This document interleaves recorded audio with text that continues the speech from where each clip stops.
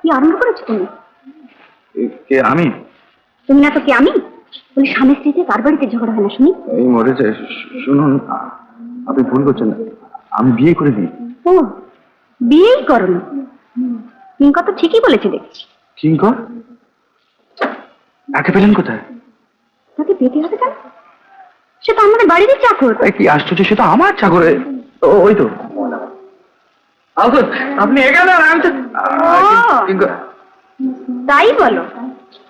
চাকর মনি দুভাই মিলে বেশ মজা করে নাচ দেখছো, আর ওদিকে বাড়ির গিন্নি সে সকাল থেকে না খেয়ে দিয়ে বসে আছে।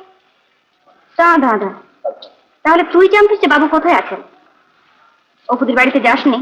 বাবু এর কোথায় আজ বললো তো বুঝতে পারছি না। দেখুন, মানে যে মিস আর মিস মিশিয়ে কাজ নেই। এবার চলো। তখন থেকে তো খালি চলো চলোই বলছেন, কিন্তু কোথায় যেতে হবে সেটা না জানতে পারলে আমরা যাই কেমন করে? এত দূর? আপনি রাগ করছেন কেন? না না, রাগ করবো কেন? ফুল চন্দন দিয়ে পুজো করবো তো। এই যে দাদা, তখন থেকে কি প্রচুর প্রচুর হচ্ছে। রাস্তার মাঝখানে সিনক্রেট করতে লজ্জা করে না তোমার? বুদ্ধি শুদ্ধি কি একবার লোক পেয়েছে? দেখুন, আর যদি বেশিক্ষণ এইভাবে থাকা যায় তাহলে কিন্তু আমার বুদ্ধি শুদ্ধি সত্যি লোপ পাবে। কি হলো স্যার? না, কিছু হয়নি। ও হয়নি না কিছু না? কিছু না যখন, তখন রাস্তার মাঝখানে একজন মেয়ে ছেলে হাত ধরে আছেন কেন? আপনি ভুল করছেন, আমি ওর হাত ধরে নেই, উনি আমার হাতটা ধরে আছেন। ও না, তাহলে ইনি আমার ভগ্নিপতি। ও এতক্ষণে বোঝা গেল। ঝগড়া করে বাড়ি থেকে বেরিয়ে এসছেন বুঝি? হ্যাঁ। বাড়ির মেয়ে ছেলেদের এইভাবে কষ্ট দিতে নেই। যান, বাড়ি যান, বাড়ি যান, বাড়ি যান। আরে মজাই পাগল নাকি? এরা পচি ভগরিকে অনেক সময় চিনতে চায় না, তাই বলে ভগরি মতিকে চিনবে না? বাড়ি যান, বাড়ি যান মশাই, বাড়ি যান। আমি কিন্তু আপনাকে চিনি স্যার, আপনার মতো লোকে এই কাজ মানায় না। যান যান, বাড়ি যান। বাবু আমি বলছিলাম তাই বুঝি হলো। আপনি কিন্তু ভীষণ ভুল করছেন, ভেবে দেখুন এখন। আরে শুনুন শুনুন শুনুন। হে মা, কোথায় এসে বললুম? এই যে রাস্তা থেকে তেনারা ধরে নিয়ে যায়। বাবুকে ভালো করে দিও মা। হরি বল। তো রাখি থাকলে চলবে না, আমার কথা জবাব দিতে হবে তোমাকে। ওই বলো। কি বলবো বলুন? আচ্ছা, তুমি আপনি আগে করছো কাকে? শুনলাম তুমি বিলাসের সঙ্গে আপনি আপনি করে কথা বলেছো, কেন? বলবো? কি বলবে? আচ্ছা, তোমার মাথাটা কি একেবারে খারাপ হয়ে গেছে? আচ্ছা বেশ, তো আমার সঙ্গে কথা কাটাকাটি হয়েছে, তার জন্য তুমি বাড়ি থেকে বেরিয়ে গেছো, সারাদিন বাড়িতে ফেরোনি। ঠিক আছে, ঝগড়া আমার সঙ্গে হয়েছে, অপরাধ নয় আমারই হয়েছে, কিন্তু ওরা তো তোমার কাছে কোনো অপরাধ করেনি, তুমি ওদের সঙ্গে ওরকম ব্যবহার করছো কেন? দেখুন, আমি যে কার সঙ্গে কি ব্যবহার করছি আমি নিজেই বুঝতে পারছি না। আমি তোমাকে এমন কিছু বলিনি যার জন্য তুমি এই ফেক ধরেছো।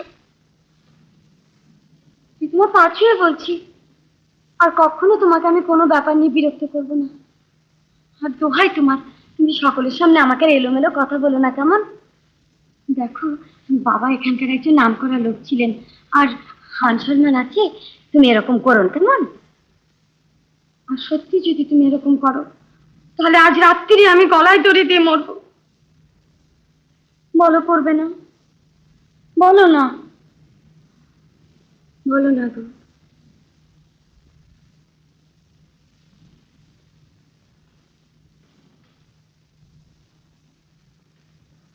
বুঝছো না কেন? আমার সঙ্গে একা ঘুরে তুমি যা ইচ্ছে তাই বলো, অপমান করো, গালাগাল করো, আমি তোমার স্ত্রী, আমাকে সহ্য করতেই হবে। কিন্তু চাকর বাকরদের সামনে ওসব কি? আপনি আমাকে বিয়ে করে নিন বলতে নেই, বলো না। কি বলবে না? বলো, বলবে না? বলো না গো, বলবে না? না। লক্ষ্মী ছেলে।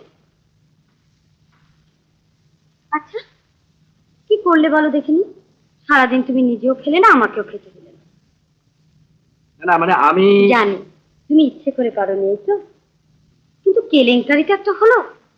কিঙ্করকে পাঠালাম, তুমি মারধর করে তাড়িয়ে দিলে। ভাগ্যিস বিলাস গেল, নইলে হয়তো রাত্রি পেলাম। কি তো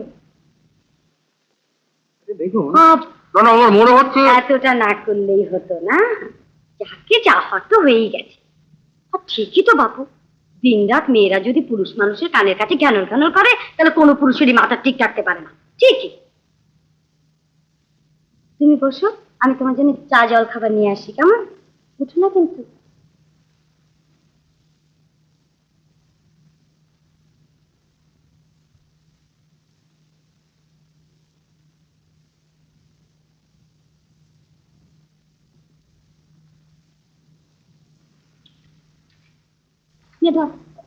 খাবারটা দিয়ে। হ্যাঁ না রে বিলাস, তুই নিয়ে যা। আমার উপর মেজাজটা এখনো কেমন যেন। তুই নিয়ে যা, তাড়াতাড়ি যা। এই রূপো,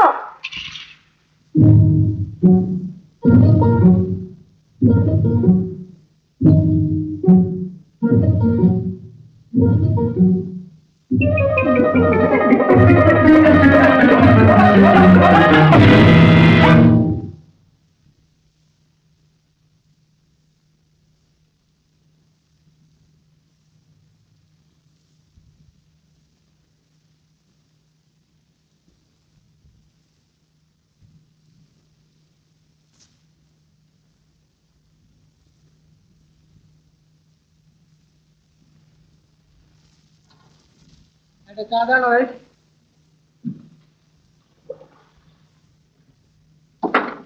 এই কিঙ্কর, কিঙ্কর, শোন শোন শোন শোন। কি ব্যাপার বলতো? সকালবেলা দেখা হলো, চিনতেই পারলি না। হ্যাঁ, এখন আবার দেখলো বড় কর্তা প্ল্যাটফর্মে বেঞ্চের উপর শুয়ে আছে। তাই নাকি? হ্যাঁ, মেজাজটা খুব খারাপ বলে মনে হলো। ওর বাড়িতে বজ্রসন থেকে গেল, কি নিয়ে? ওর মার সঙ্গে একটা হাঙ্গি বেঞ্চের উপর শুয়ে আছে। হ্যাঁ,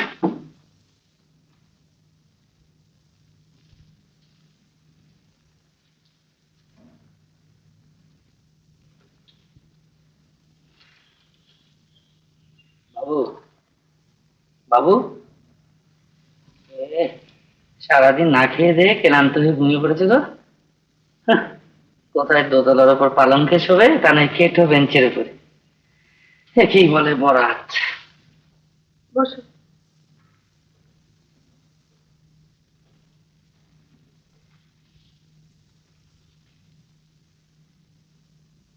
তুমি বসো, আমি এবার দুটো মুখে দিয়ে আসি, কেমন?